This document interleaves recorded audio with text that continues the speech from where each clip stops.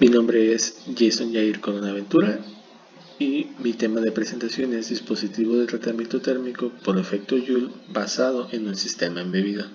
El contenido de mi presentación se divide en 4: introducción, desarrollo, resultados y conclusiones. Vamos a comenzar por una breve introducción a los tratamientos térmicos. Un tratamiento térmico es aquel proceso que se le da a una pieza o algún material con el objetivo de ajustar sus propiedades a una aplicación final.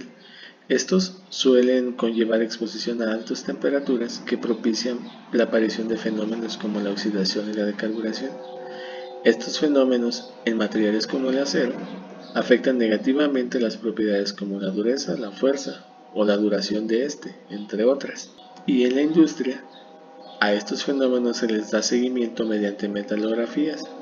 El problema de este método de seguimiento es que implica destrucción de la probeta y solo se puede obtener una medición por probeta, por lo tanto es necesario destinar más piezas y más material durante cada experimentación. Como alternativa a esto, se propone un sistema que sea capaz de provocar la decarburación o simular un tratamiento térmico en una probeta con el objetivo de, durante esta experimentación, extraer sus variables como lo son el voltaje, la corriente y la temperatura.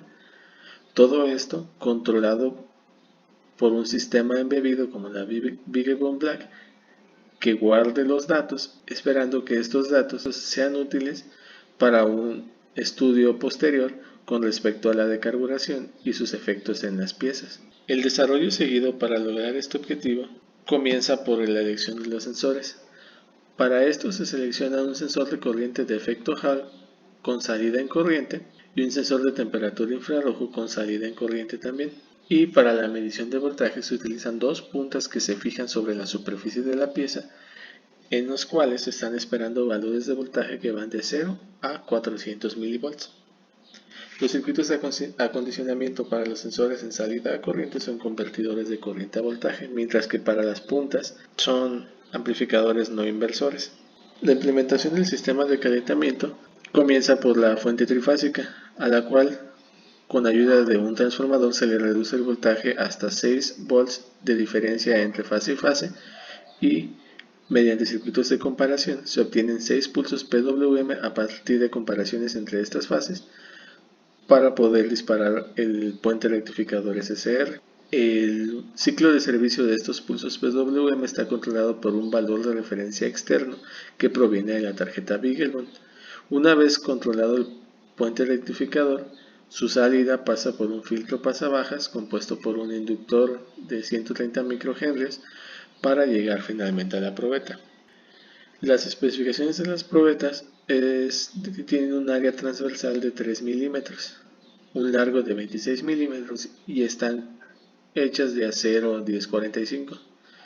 Las dimensiones de esta probeta no se pueden cambiar debido a que si se aumentan, la corriente necesaria para llevarlas a la temperatura de más de 700 grados va a aumentar y con estas dimensiones es posible llevarlas a más de 700 grados con 95 amperes RMS, 99 máximo. Debido a que se esperan altas cantidades de corriente, es normal que los dispositivos rectificadores y los sujetadores de la pieza se calienten, por lo cual se agrega enfriamiento activo tanto en los SCRs como se ve aquí, ya que sus disipadores están enfriados por un ventilador, el cual provoca flujo de aire en sus rendijas, y los sujetadores de la pieza tienen circulación de agua. Se espera que esta circulación de agua permita que la temperatura generada en el centro de la pieza no se disperse hacia el exterior y se mantenga en esta área, que es la que se está midiendo tanto con las puntas de voltaje como con el sensor infrarrojo. La implementación del sistema embebido gira en torno a los dos módulos PRU.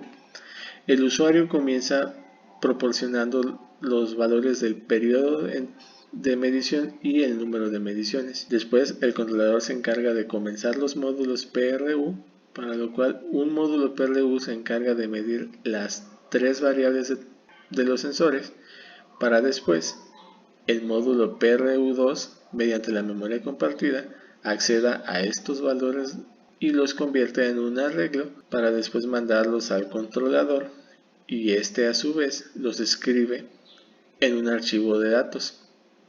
Este archivo es un archivo separado por comas que puede ser leído por cualquier procesador de texto.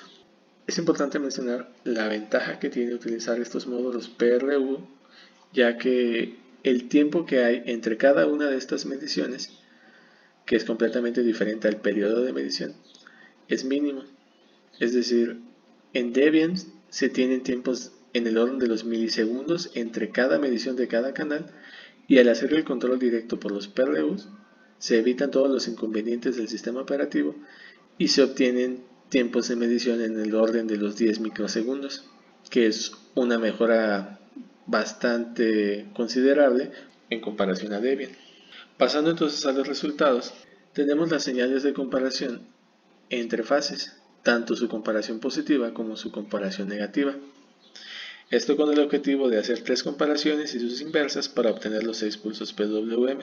Estas señales de comparación entre fase después se convierten en una rampa que va a ser comparado con un valor de DC proveniente de la tarjeta BeagleBone para finalmente generar los 6 pulsos PWM. Dependiendo del valor de DC va a ser el ancho de estos pulsos para controlar el disparo de los SCRs.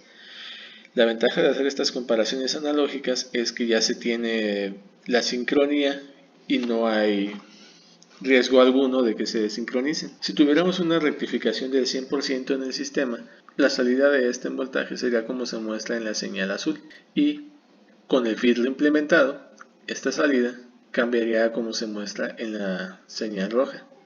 Sin embargo, debido a las especificaciones de la pieza, no se espera llegar a una rectificación del 100%, por lo que esta señal siempre va a presentar discontinuidades al tener una rectificación inferior al 100%, como se puede observar en esta figura. La rectificación en esta es del 65% y entrega una corriente RMS del 61 A con una máxima de 69. Esta diferencia entre RMS y máximo se va disminuyendo conforme se va aumentando el valor de la corriente. Finalmente, la prueba de calentamiento realizada se hace durante 30 minutos, durante los cuales se mantiene un valor constante de 95 amperes RMS con una variación de más o menos 4 amperes, y como se puede observar en la figura, la pieza cambia de color, indicando que esta alcanza una temperatura superior a 700 grados Celsius, lo cual implica que se puede estar llevando a cabo la decarburación. Pasando entonces a las conclusiones del sistema, este no muestra errores en cuanto al control de corriente ni en cuanto a sus circuitos de comparación o rectificación, y como se vio en la experimentación final, tiene la capacidad en corriente que es justa para calentar las probetas propuestas. Por último, el mejor atributo que se tiene en este sistema propuesto es la implementación de los módulos PRU y la reducción en tiempo de medición que estos implica. Se espera que este tiempo de medición sea suficiente para amortiguar el ruido que se obtiene en la señal de salida. Cuando se realiza una medición de temperatura, sus respectivas mediciones de corriente y voltaje que la produjeron van a estar separadas 10 microsegundos entre cada una. Se espera que este comportamiento sea suficiente para que a la hora de realizar análisis estadístico posterior, el ruido y la variación entre cada juego de medición se vuelva insignificante probabilísticamente y permita reflejar correctamente el comportamiento del sistema. Estas son las referencias que utilicé a lo largo de mi presentación, y de mi parte es todo. Muchas gracias por su atención.